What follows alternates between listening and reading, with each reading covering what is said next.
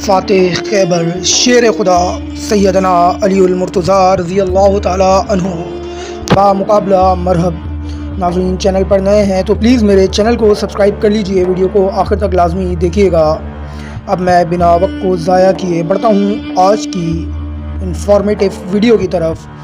ناظرین، معاہدہ حدیبیہ کے بعد حضور نبی کریم صلی اللہ علیہ وسلم کو اس بات پر اطمینان ہو گیا کہ اب کچھ عرصہ تک مشرکین مکہ کی جانب سے کسی قسم کا کوئی خطرہ لاحق نہیں ہوگا، تو آپ علی نبینا علیہ الصلوۃ والسلام نے اب مدینہ منورہ کے اطراف میں واقع ان سازشی قبائل کی جانب اپنی توجہ مرکوز فرمائی جو آئے دن مدینہ منورہ کا سکون برباد کرنے اور مسلمانوں کو نقصان پہنچانے کے منصوبے بناتے رہتے تھے۔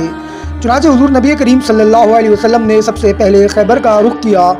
خیبر شہر میں کئی بلند ٹیلے اور پہاڑ تھے اور یہ خالصتاً یہودی بستی تھی، اور ان یہودیوں نے خیبر میں بے شمار قلعے تعمیر کر رکھے تھے۔ خیبر مدینہ منورہ سے 80 میل کے فاصلے پر واقع تھا۔ حضور نبی کریم صلی اللہ علیہ وسلم مدینہ منورہ سے تقریباً 1600 جانثار صحابہ کرام رضی اللہ عنہم کے ہمراہ روانہ ہوئے۔ حضرت سیدنا علی المرتضیٰ رضی اللہ عنہ جو کہ اس وقت آشوب چشم کے مرض میں مبتلا تھے، وہ بھی اس لشکر میں حضور نبی کریم صلی اللہ علیہ وسلم کے ہمراہ تھے۔ ناظرین، لشکر اسلام نے سب سے پہلے خیبر کے قلعہ نعم پر حملہ کیا۔ حضور نبی کریم کے حکم پر حضرت محمد بن مسلمہ رضی اللہ عنہ کی قیادت میں لشکر اسلام کے ایک گروہ نے قلعہ نعم پر حملہ کیا۔ حضرت محمد بن مسلمہ رضی اللہ عنہ اور ان کے بھائی حضرت محمود بن مسلمہ رضی اللہ عنہ نے نہایت دلیری کے ساتھ مقابلہ کیا اور بالآخر جامع شہادت نوش فرمایا۔ قلعہ نعم کے بعد لشکر اسلام نے اپنی پیش قدمی جاری رکھی، یہاں تک کہ قلعہ قموس کے علاوہ خیبر کے تمام قلعے فتح کر لیے۔ قلعہ قموس کا شمار خیبر کے سب سے مضبوط قلعوں میں ہوتا تھا اور اس قلعے میں یہودیوں کا سردار مرہب رہتا تھا۔ حضور نبی کریم صلی اللہ علیہ وسلم نے لشکر اسلام کو حکم دیا کہ وہ قلعہ قموس کا محاصرہ کر لیں۔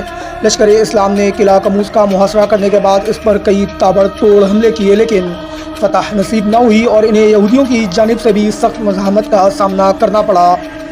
حضور نبی کریم صلی اللہ علیہ وسلم نے جب دیکھا کئی روز کے محاصرے اور تابڑ توڑ حملوں کے باوجود قلعہ فتح نہیں ہو رہا، تو آپ علی نبینا علیہ الصلوۃ والسلام نے اعلان فرمایا کہ کل میں علم اس شخص کو عطا کروں گا جسے اللہ اور اس کا رسول محبت کرتے ہیں، اور وہ بھی اللہ اور اس کے رسول صلی اللہ علیہ وسلم سے محبت کرتا ہے۔ اللہ اس شخص کے ہاتھوں خیبر کا قلعہ فتح فرمائے گا۔ ناظرین، حضور نبی کریم صلی اللہ علیہ وسلم کا فرمان سن کر تمام صحابہ کرام کے دل میں یہ خواہش پیدا ہوئی کہ علم اسے عطا ہو۔ اگلے روز جمعے کا دن تھا۔ حضور نبی کریم صلی اللہ علیہ وسلم نے جمعہ کی نماز کی ادائیگی کے بعد دریافت کیا کہ علی اس وقت کہاں ہے۔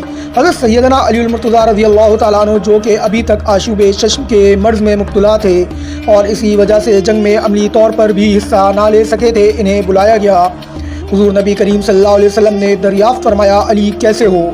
آپ رضی اللہ تعالیٰ عنہما نے عرض کیا، یا رسول اللہ، آنکھیں دکھتی ہیں اور کچھ دکھائی نہیں دیتا۔ حضور نبی کریم نے فرمایا، علی میرے نزدیک آ جاؤ۔ آپ رضی اللہ عنہما حضور نبی کریم صلی اللہ علیہ وسلم کے نزدیک آ گئے۔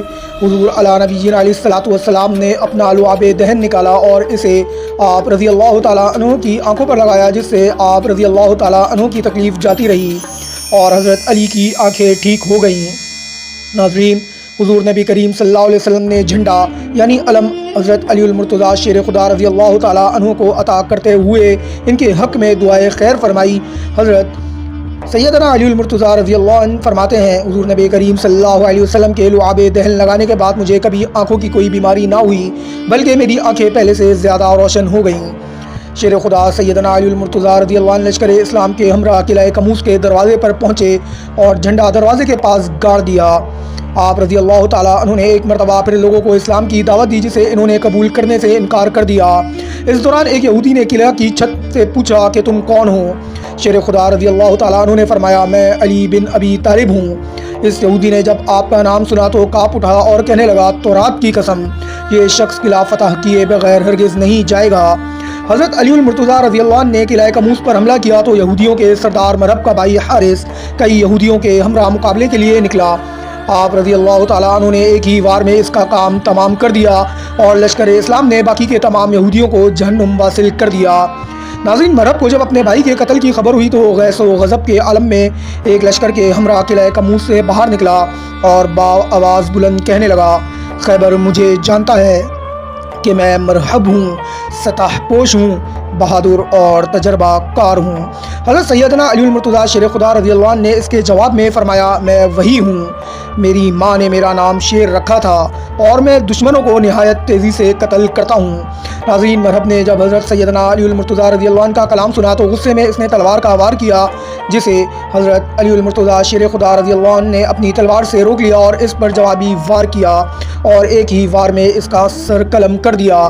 مرحب کی لاش گرتے ہی لشکر اسلام نے یہودیوں کے لشکر پر حملہ کر دیا، جس سے بے شمار یہودی مارے گئے اور باقی جو بچ گئے وہ قلعہ کے اندر بھاگ گئے اور قلعہ کا دروازہ بند کر لیا۔ ناظرین، حضرت سیدنا علی المرتضیٰ شیر خدا رضی اللہ تعالیٰ عنہ نے قلعہ کا بھاری بھرکم دروازہ اکھاڑ پھینکا اور لشکر اسلام قلعہ کموس میں داخل ہو گیا۔ یہودیوں نے شکست تسلیم کرتے ہوئے امان طلب کی اور آئندہ سے بدعہدی سے توبہ کر لی۔ حضور علی نبینا علیہ الصلوۃ والسلام نے جزیہ کی شرط پر ان سے صلح کر لی۔ ناظرین، یہ واقعہ متفق علیہ ہے اور تمام تر تاریخی روایات میں موجود ہے۔ امید کروں گا کہ آج کی یہ ویڈیو سیدنا علی المرتضیٰ رضی اللہ تعالیٰ عنہ کی بہادری اور شجاعت کے حوالے سے آپ ناظرین کو پسند آئی ہوگی۔ انشاءاللہ جلد ایک اور نئی ویڈیو لے کر حاضر ہوں گا، تب تک کے لیے اللہ حافظ۔